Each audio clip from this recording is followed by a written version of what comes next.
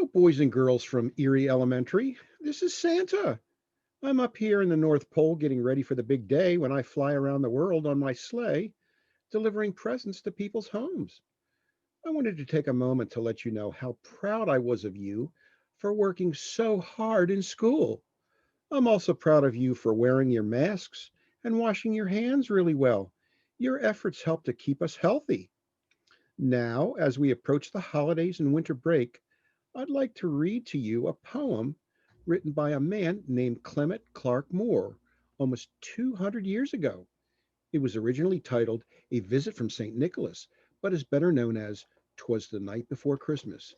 So here's my old storybook. I'm going to open it up and we're going to start reading, okay? Here we go.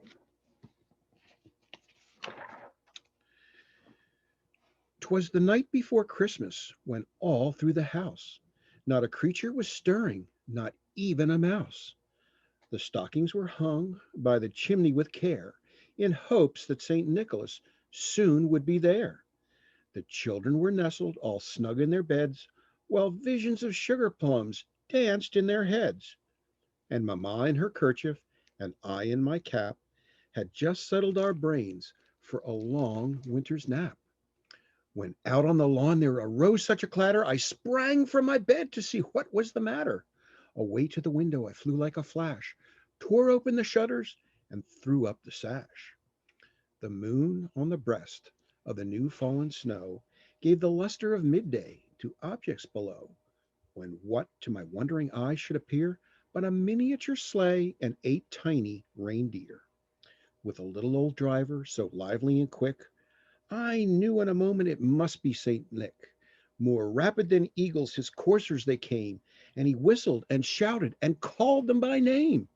Now Dasher, now Dancer, now Prancer and Vixen, on Comet, on Cupid, on Donner and Blitzen, to the top of the porch, to the top of the wall. Now dash away, dash away, dash away all. As dry leaves that before the wild hurricane fly, when they meet with an obstacle, mount to the sky. So up to the housetop the coursers they flew, with the sleigh full of toys, and St. Nicholas too. And then in a twinkling I heard on the roof the prancing and pawing of each little hoof. As I drew in my head and was turning around, down the chimney St. Nicholas came with a bound. He was dressed all in fur from his head to his foot, and his clothes were all tarnished with ashes and soot. A bundle of toys he had flung on his back, and he looked like a peddler just opening his sack.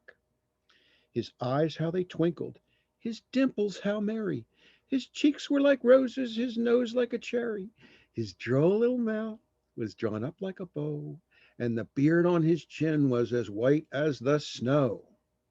The stump of a pipe he held tight in his teeth, and the smoke it encircled his head like a wreath. He had a broad face and a little round belly that shook when he laughed like a bowl full of jelly. Ho, ho, ho, ho, ho. He was chubby and plump, a right jolly old elf, and I laughed when I saw him in spite of myself. A wink of his eye and a twist of his head soon gave me to know I had nothing to dread. He spoke not a word, but went straight to his work, and he filled all the stockings, then turned with a jerk, and laying a finger aside of his nose, and giving a nod, up the chimney he rose.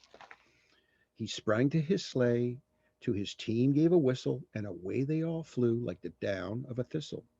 But I heard him exclaim, as he drove out of sight, Happy Christmas to all, and to all a good night. Wasn't that a great story? I love that story. I hope you enjoyed it, and I hope you have a wonderful holiday with your families. Keep up the good work in school and let your teachers know just how much they are appreciated for everything they do. Bye bye now.